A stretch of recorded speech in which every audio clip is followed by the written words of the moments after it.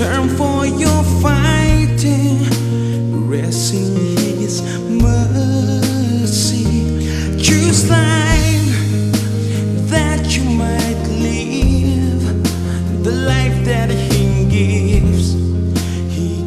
you forever. Sipti Furnishing House, opposite Trang Bana Place, Chan Mari Aizol, Zoram. Phone number 0389 2340512 2340064. Seti Sofa Ronpan Vete.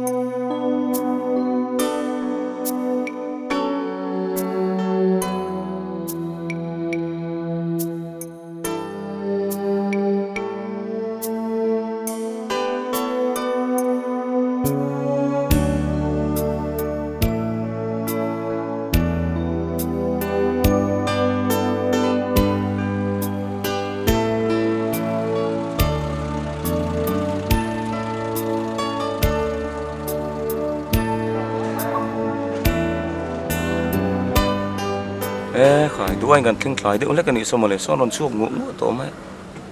người này ô các phần đồ chuộc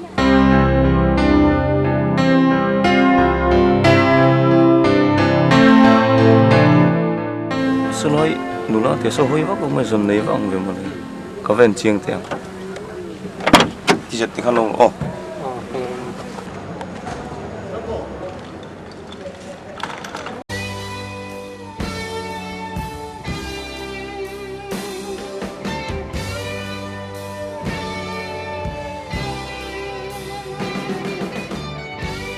Amoy tin ni. Oh ni. Mo. Kapag ni ko. Tin mo ko. Kan ni. Apa lu lo ngene kan isu male.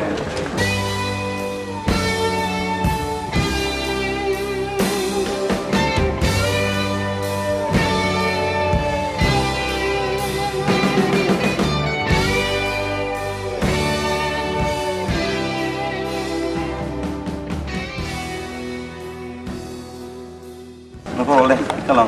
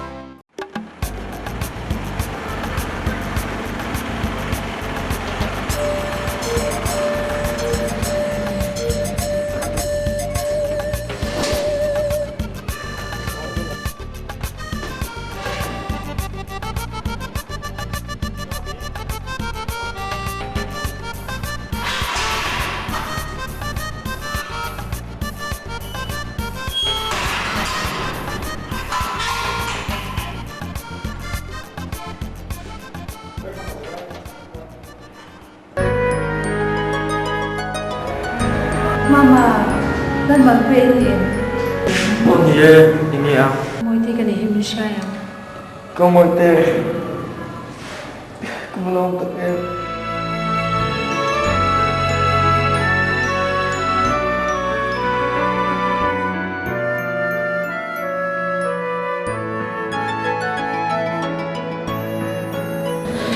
Nampuka, hriatreng kalau nak cakap tu, jadi nak pergi di suatu turin, dan kalau nak nampuka hriatreng kalau cakap tu, jadi.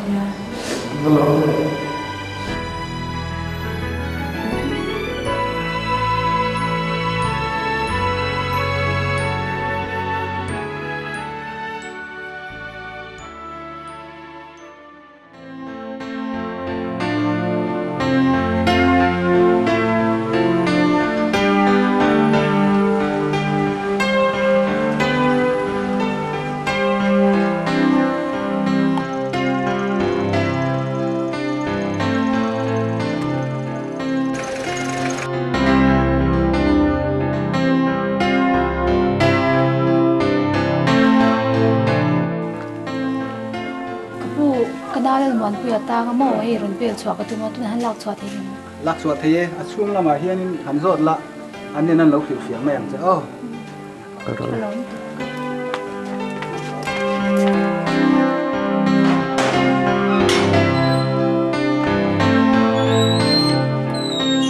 bell bon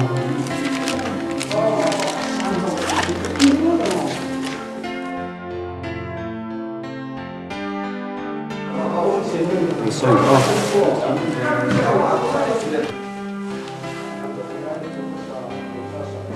Ta kan lọc nào rồi.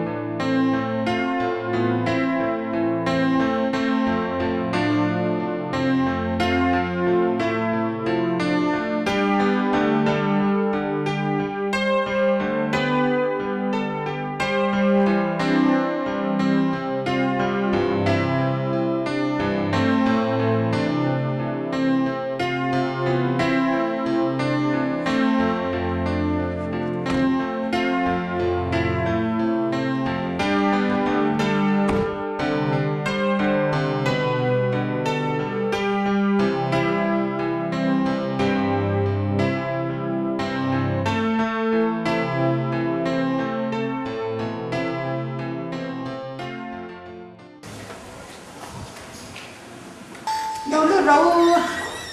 này có biết không đâu ông ơi em cứ đuổi cái em điểm thôi thì anh nghe thì của em cái nào đâu con xin được class này của mà cho mẹ ông mẹ khu sang năm cả qua đi nào qua thằng rút cái bộ nó lúc nghe chưa cái nào đi bộ con xin class này điều cái class này thế đọc through anh đi mà cô nào cũng không biết chứ mình khát nghe khá lần một bữa tuần bay là nghe thị truyền vị thế thiên này drugs te casual về lúc tụ vị thế thiên gì khác rằng cái thị truyền nào mà chu police in casual vangin min mana zela kata lam hani lo kan kauma men miron bel chuaga chuan nun tui hal nei ka neya chu zela ka lung ma bo chuan số nun tui hal nei na so thlirau thiam him na tho dik tak kan ya lo ong khop mai iril tram na pian thar idu na chu lalpai wenia hian apenge chukudi karing tlat ani trong trai ong lalpa wenia hian inena karoin lamate kadiamate lo khintirin samval mon pui thlirau trame em mai la hian iron huai luta long thu rilche ama a lalpa boina umnate harsan le lungai te ane zong te thlirau thiam lim Iswaro turin ama atin long hlawkna taksa khanga zawngten nangin min hon sakang che Iswa mengin khoina kan dile amen along khop mai wenia hian Pathian Malsawm le khoina kan donga yenuna harsan le mang anna lo nei ta tuna po hian i mera ko langani i chungri la fam kim lo oma mà sẽ chú phong kim lâu tất cả chú tụi này điều tra em mình lo lý số Krista hiron pana khove là lùng na lại lom na để chuyện đi bắt mình là thằng vợ công tin rẻ nghìn ăn đùa mấy món ăn đêm ông mà tin lâu cơ số to mà sẽ chú ông dòng số chọn lùng na ông lâu tin chuộc ta lùng na tuần kim là lý số Krista chọn alam hak che thu buồn cũng thum cha som ni kha tu point ko khia kong ka hon chuan an ne na kalu tanga an ne na zam ri te nga an ni point kan ne na mi ai ven te so vai voi ni a hian I thim lung kha lali so Krista lu na turin thlirau thiang lim lu na turin namma du na kal tlangin lalpai na an thok boni ta chuan poimo tak mai pa chu Bible cha pakhat kan chia na zona bung thum cha som Pathian in khovel ma ema chut chuan afa paman le chun ape ama chutu po arina pian boralwa chatuan na le so na khovel thiam chan tir turin Pathian fa khovela tilo khovel muan puye hi ama isu awanga ataksa araru athlaro adam the turin atir zope lal isu Krista Pathian fa pamal me chun idam na tur hi tuna hian he hun chung rilo te hian lalatan chandam to tan ipom do han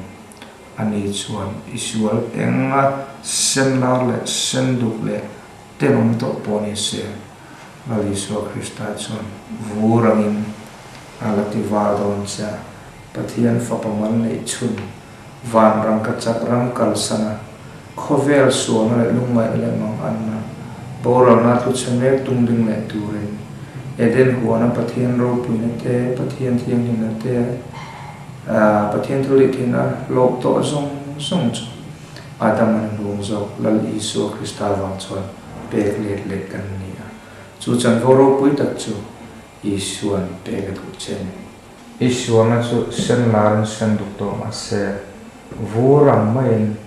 beram mulam main siam tharin ngai damin theihnu sakin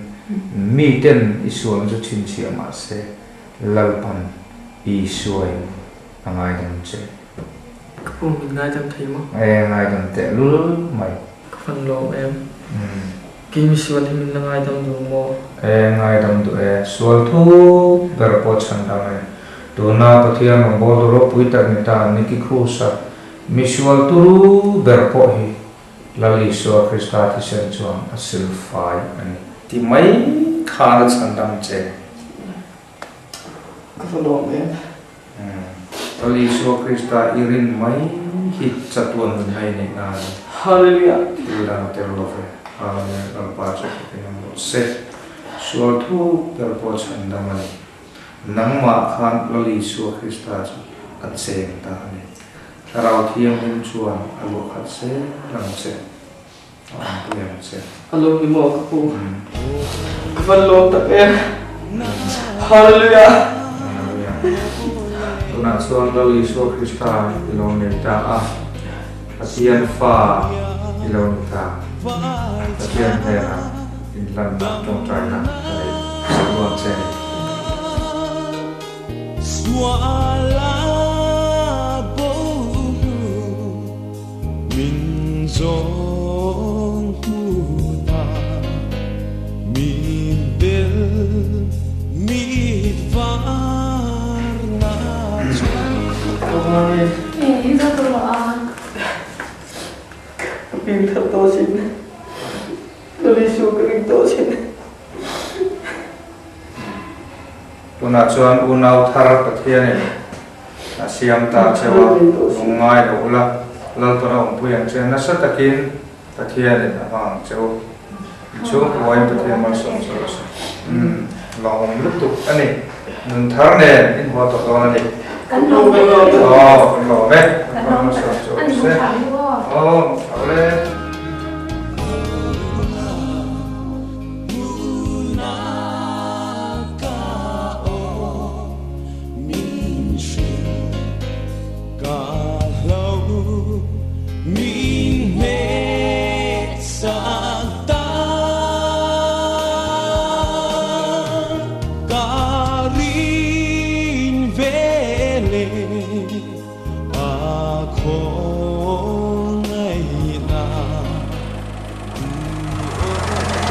khu gần chốt chi này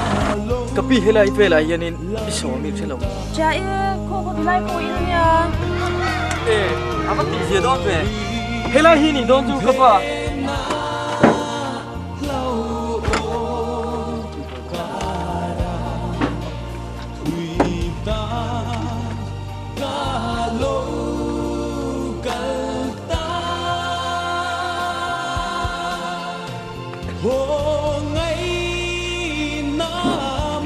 Không được về nghe thì cái này đâu chắc mới đâu về liền à à về là ông phải cho thiên ngọc phật đi thăm mà liền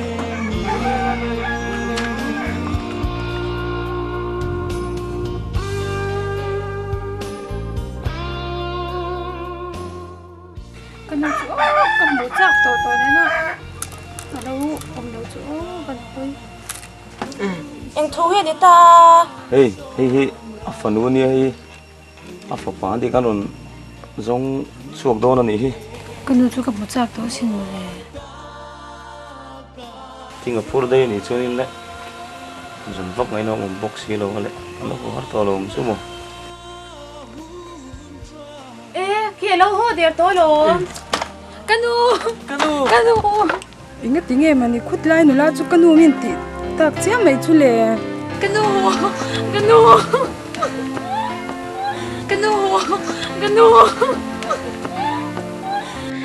man lo re te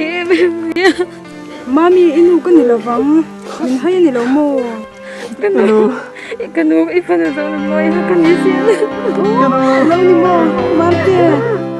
papa cái này xem mami oya ho ni chu ya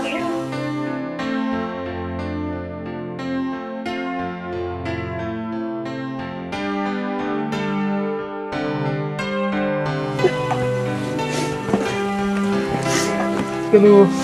kapag wahi sa tayo osin kay kalau choy tha so mi ima vangin tiền thì nên lộ mà ngay tầm mong cho ima tiền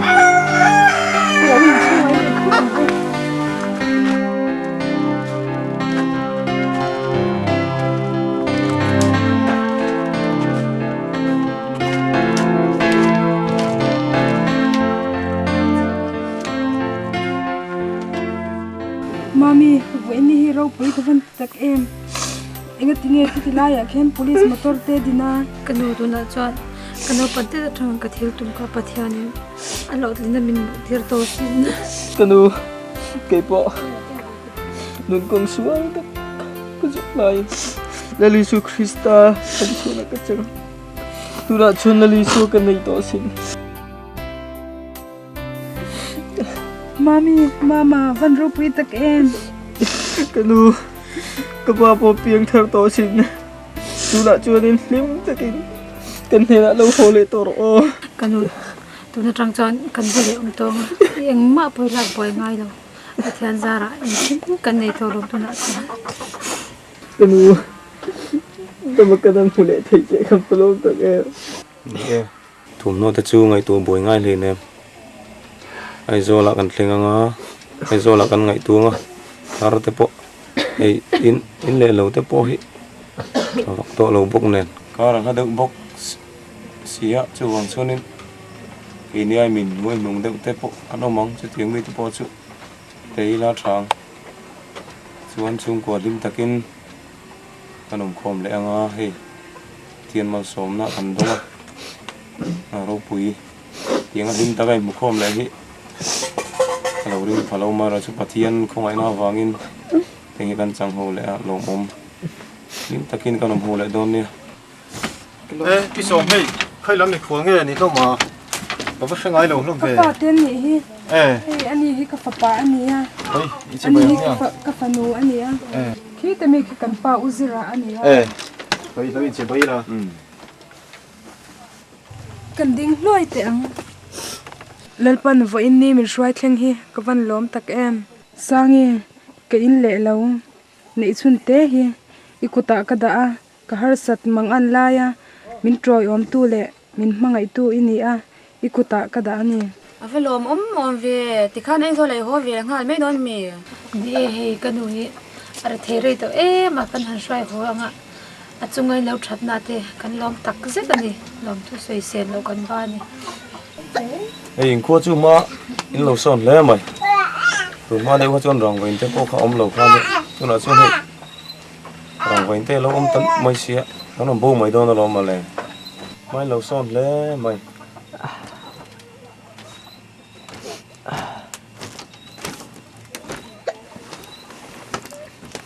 không nghe nè ropui mà Pathian nè nãy lom thu xoay trong trái nó cần neih tiếng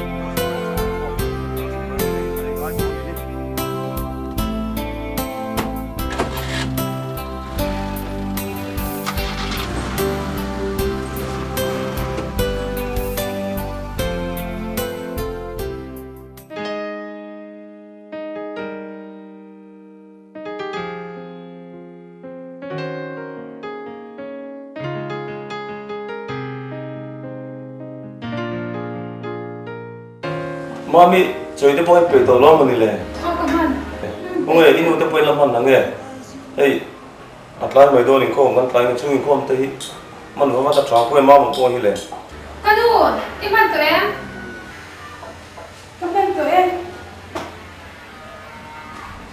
Mama cô khai nó tin gì à Mama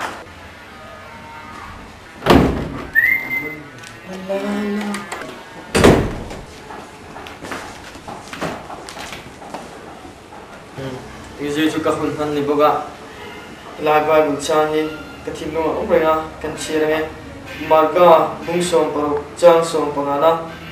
tin an ne na khovel zong songa kalula thil siam zong zong ne na chuan chan chin tha hi thlarau aringa baptisma changchu chandamin an omanga aring lovero chu thiam lo changin an omang helai kan che tu chu khovel zong songa kalula thil siam zong zong ne na chuan chan chin tha hi thlarau ti hinia tukin singa hianin kathin lung om reng mai Pathianin chan chin thashil turin min du ve tlat nen ka hria ke engma tlin na da theihna te nei lo mai la missionary kal du na thin lung hi kathin lunga om renga missionary a chua ka duwa chu inrem ti chuan kalom tan ti tu in jinga hian kan sei duwa kan sei thei to mi se Pathian thu kan ja ta mal mi som ro se tuna chuan kapa trong trai turin soma neih hei tu kena naman thil chak zawng tak mai te han soya lom katia kan fopani chun ania ni berina chutinga missionary kalte cha ani chuan kal ngei sila ke tha ko katia maro chu nu te u terem tira te po ngai venga chung po nu takin yenga rong bo na ko nga chuan nge thi le dam ani wang hian missionary kalte hi thil namai ani rowa chuwang chun ma poina ngai tu mun nga cooking the free after tinga Pathian ko na ne she tani chuan po kal nge na a trying the free a in chuan kan fo pani chun ma ni la Pathian ko na chenia she ani tla chuan po in chuan kal tu te point ringtu te point buatsaih na trying the free a te kina Pathian in chung kwa im taki min hruai khawm le ta a chuwang chuan Pathian hena lawng thu soi te po nai ka hria trong trai la ni o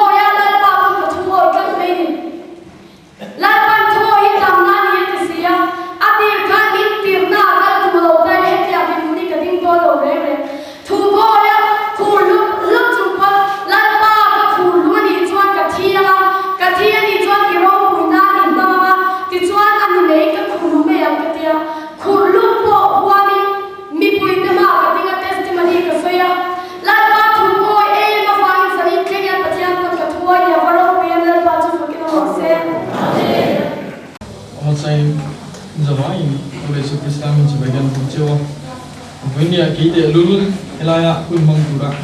Ini suami Pathian le kan managing director semua long turan semasa. Pathian tu tu tengai than. Tirko Poland korin komi dengan le kathon. Akhatna bungli cha khatna le chang na. Kini hom hi Krista hom bol tu ale. Pathian turuk en kol tu mi in mingai rose. Heta hian en kol tu chu mirin omni angai bok ani. Pathian tu kan tiri kan satan mal ni som se. Helai kan chia chu chan hi achang ni na. Heta hian en kol tu chu mirin omni angai bok ani. Pathian ma ngin trong trai. Mai le du kan lali su. Masain office hi onna kan neina.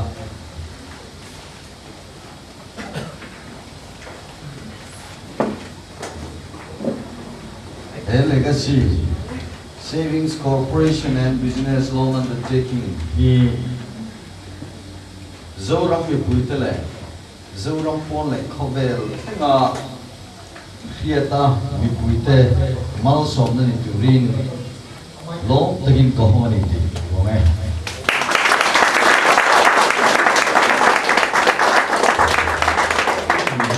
banking system in akala actually hem corporation a handor tur chuan itidem bank ang hianin account honte ngaya account chu cheng zalin kan hontira ta chuan nominal member hi tun kan revise a khan cheng zanga kanan dita a ta chuan cheng zanga nominal member het loan po adu chuan deal the he corporation and member het kani kadu chuan sum kada theya kadu chuan loan po ka deal the ni ti member het ni na kha nominal member kha cheng zanga alon ni the ho ani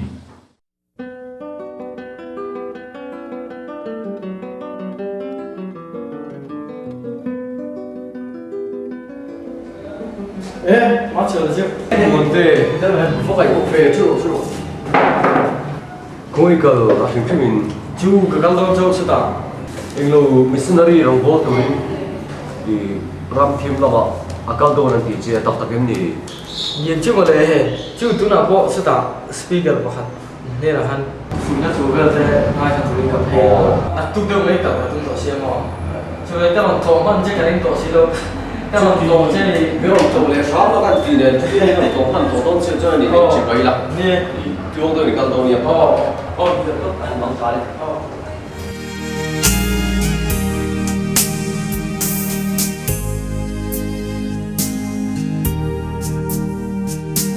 Nên mà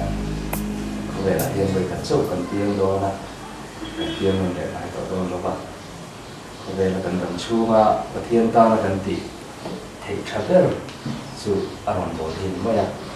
amatan contribution sen kom pun na cần thọ thì cần lấy chia rồi nó rất là đủ rồi thì cái này là cái gì đó thì đi quay là cần tỷ phạt rồi cần tỷ thế rồi cũng là đâu tu này cái số mấy tu em tổ à vì nó thủ tối tế cái số tu chu dấu xuân này là màu xiên cái số mai một sang gần ta là lúc mà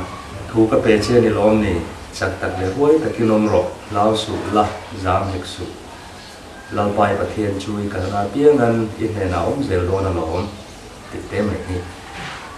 cái thu tối cái gì ít đam chú dùng rồi bỏ chú dùng à xịt tan bên nhà hen cái chả đủ trên này chặt tạt để quay tại cái nôm rọ chặt mất thì quay mất thì anh đi lâu lâu sủ la giảm hek sủ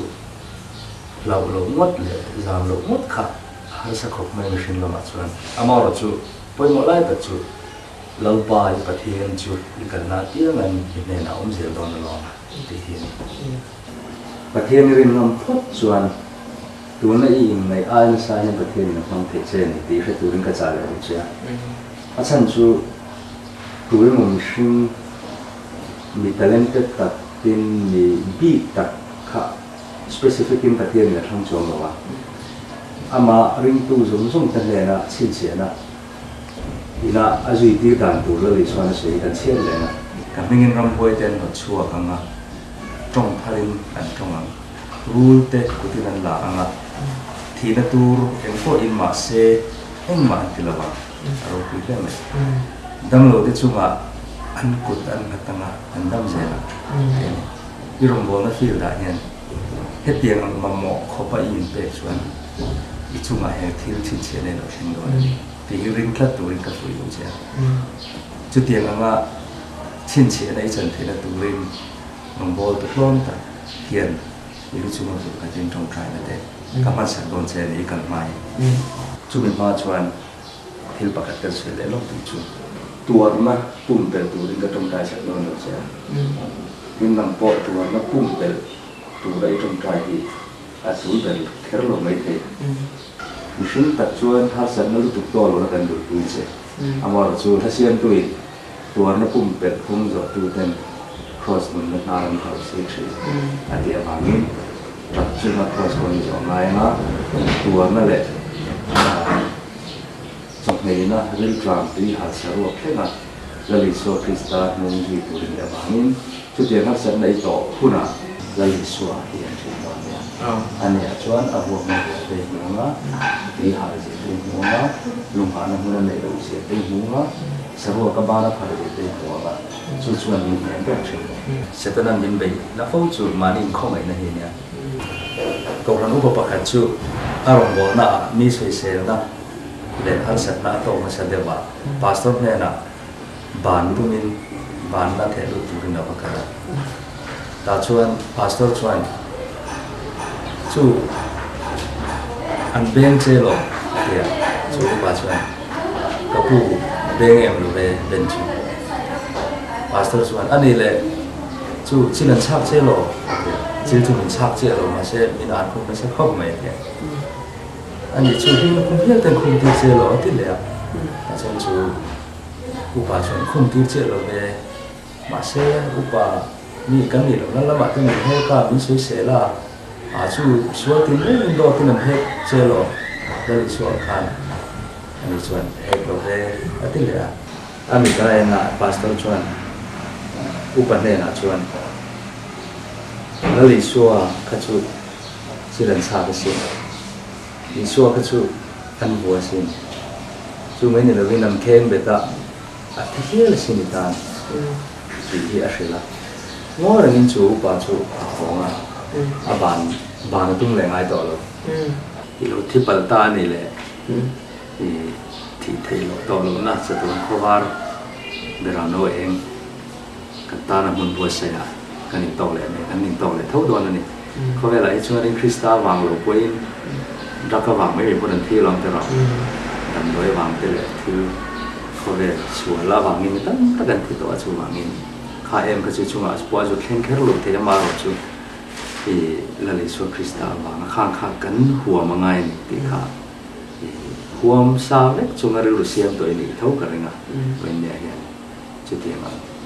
ni tu chuan thu na thu ka cha lu che ani ya chu tok se la trong trai na mo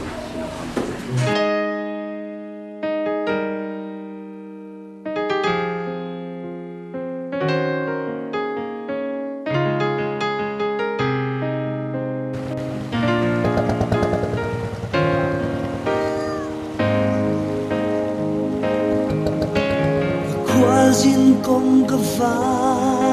phai na kapalal ramani silo ama neih va vai na ani vangi trap to me cross kong ka zo se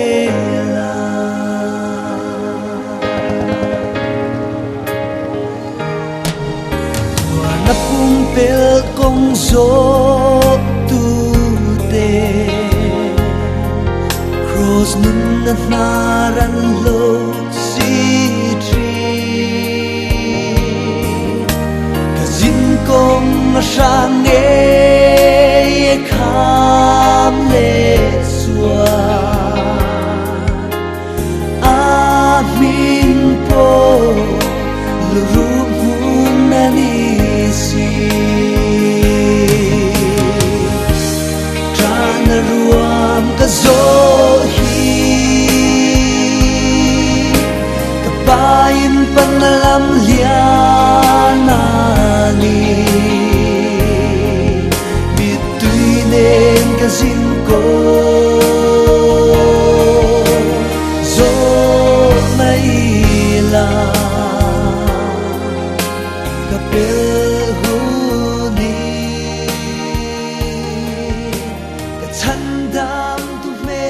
Tudong la chon kan ding nga hei hun akal duak ka le long te point min ngau na ku Bible siya na kan nga nga chun bin kalsan mai di ani nga ni long pu man mo to siya to siya na chonga miron trong trai sak te reng don nei ya ko ran tin na kan Pathian hi chu atir chuar ngo ti kan na ni lova til pek le trong trai rong bol ni kan ti tu dik takania tu wangin lo hau thon re miron trong trai sak ni don ya he ti mai hi kan ni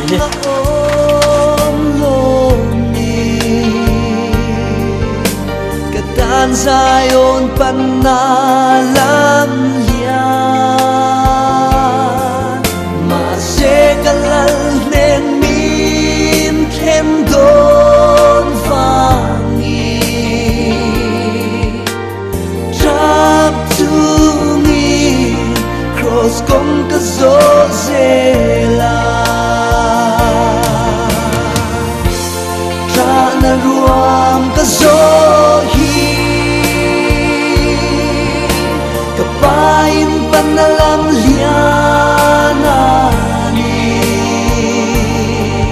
Mituinen kazin ko Zawng maila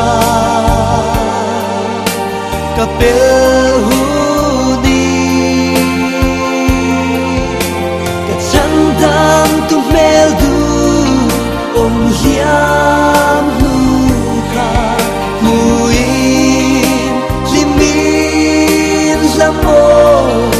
Karem toa Trap to me Cross kong kazozela kun na hian he no tele Kapanen katlen ku da karon ta la min chawin lalpa he no te dam lo ko si lu chunga hian lalpa kut ka hate dam lo te chunga kutan Hallelujah! Hallelujah! Hallelujah! Hallelujah! Hallelujah! Hallelujah! Hallelujah! Hallelujah! वही नहीं ये जगह में आज मीटिंग में आया था हम लोग का गांव में एक कपल लोग आया क्रिश्चियन बनाने के लिए इसलिए इधर में हम लोग का आदमी भी बहुत क्रिश्चियन हो गया फिर हम लोग का इधर में जगह हम लोग देना से फिर बाकी बात में हम लोग का लिए बहुत मुश्किल होगा सब आदमी हमारा लिए चला जाएगा हम लोग का बुद्धिस्ट आदमी नहीं रहेगा नहीं देगा इधर में यहाँ से जितना जल्दी है उसको भगाने से ठीक होगा आप लोग का क्या राय है जीवन आही কোনো মেজো থাংবালেছে আমার ধর্ম লেখা দিবেতে হওয়াতে আমি জানা না দিবং তারে অনিং দেও কোনো হাউত দিও তারে বিরোধ করছি আমার কথা অলবাগত আমি ন দিবং আচ্ছা তুমি এটা করে ওয়ার্নিং দর কাগজপত্র জোর তারা হিয়া ন যান এটা কি ওরে ন গেলে তারা করে গর জ্বালে দিলে কম করতে হ্যাঁ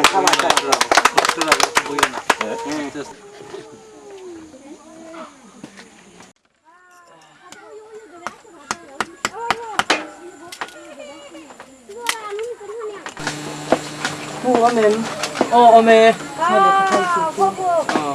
thuai le chon in halang Kapanen katlen huna chua Kakul zin kong kashil ana Mitui min shuk fai sakto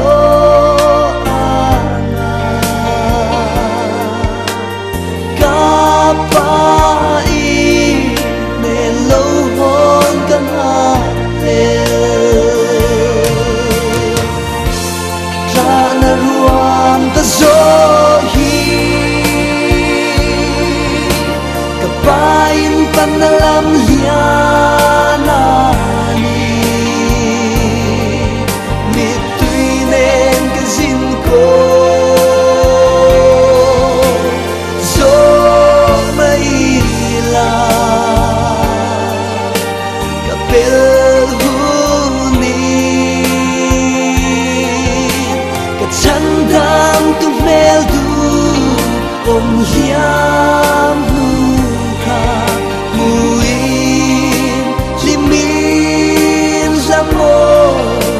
Karem toa Trap to me Cross kong kazozela Isu Krista chu ka ringtu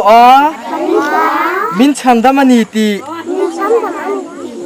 ka pom to ni chu wang chuan ka thi huna ama neina ka kal toang avan lom em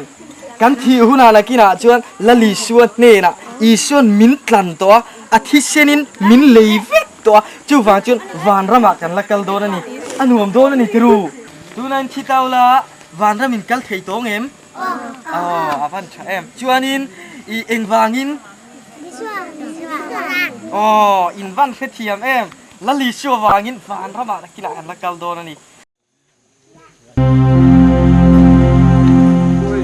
rất căn chịu xe Pathian phu xối lầu tủ khăn in phu cái hal lon chắc vâng có đó bóc sắp rồi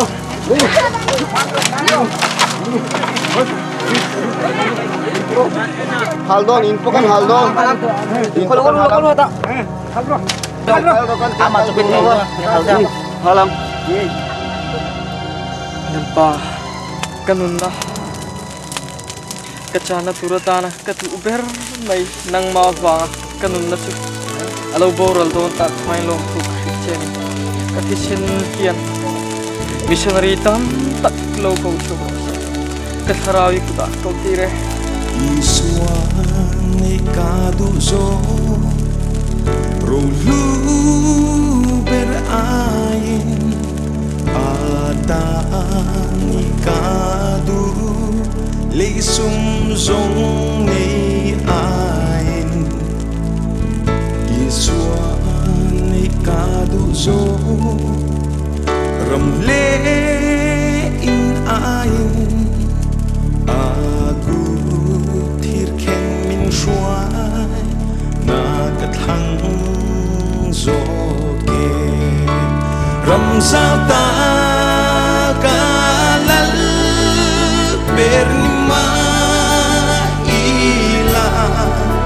sual thunu kani si chua iswane kadu zo thildang song ayin kovel song a boy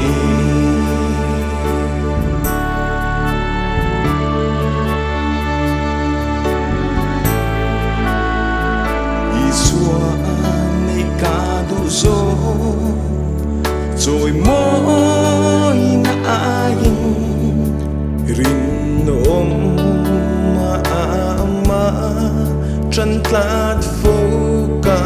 du zo iswane ca du zo mình than na ayin mình thiêng hình tắc chu rồi cần Heavenly Father, I thank you that you entrust your message with ordinary people. I thank you for the spirit of the evangelist that goes out beyond the walls of the church to find people wherever they are, where they are hurting, where they are laboring, where they are searching for an answer. I pray, Lord, that your anointing will increase on these evangelists, on the work that they have done together in this project, and that many thousands of souls will come into your kingdom because of their laborers. I thank you, Lord, that wherever they go, your gospel will be preached with simplicity and with clarity. And I thank you, Lord, that when they pray for the sick, you will demonstrate your love and your life by healing people and removing their pain and their disease. Thank you that you bore their pains on your body at the cross. So we believe in you. And now as you send your disciples forth, we are now your disciples being sent forth. And these evangelists are being sent forth to herald the good news. Thank you that wherever they go, good things happen because you are the Lord who is with them, confirming your word with signs following. Thank you, Jesus, that you do not change. Thank you for all that you do. We love you. Amen. le tuna hian hei a Chhandam che ti film en tu te zawng hriat turin thu cha toy te ka han ta lang dona lali swa Krista Chhandamna a thlawna min pe ki then kha chuan swal bum na wangin shelo te changlo te mi engi moza tuna hian kanom me ka lali swa Christian cross a khan kan swa zawng te phurin min tlana kan engma aman kan pe ngai lovin kan ti ve ngai lovin a thlonin min Chandama chu kan lo hria theihna turin Pathian thu hun khadami kan chiaranga FSC khwami te hena tir bola le khathon bum hi na changria da hian talani na oma rin na wanga khongai na Chandamin ni nangma ni tho chuani lova Pathian thil pe kani thil tia wanga ni love chu ti lo chuan mi an chuang da ange tin min shilani rin na wanga khongai na Chandamin ni tin min shila lali swa Christian itan katan min tho saka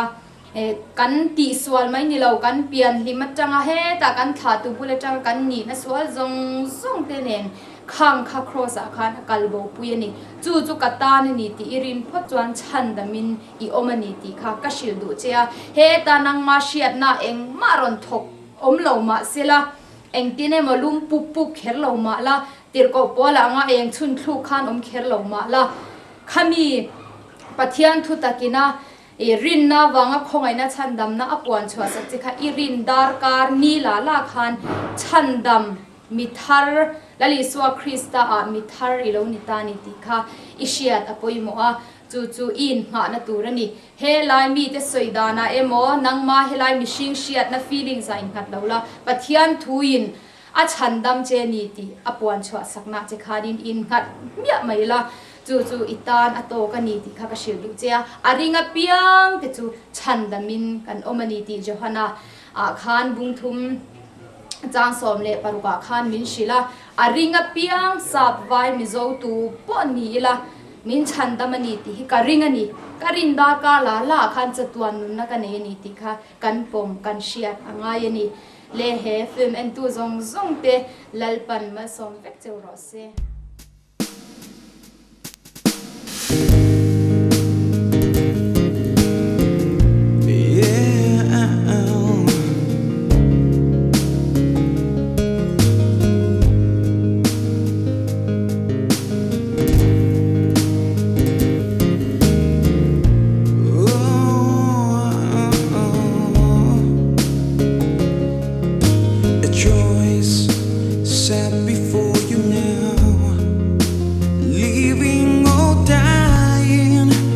Blessing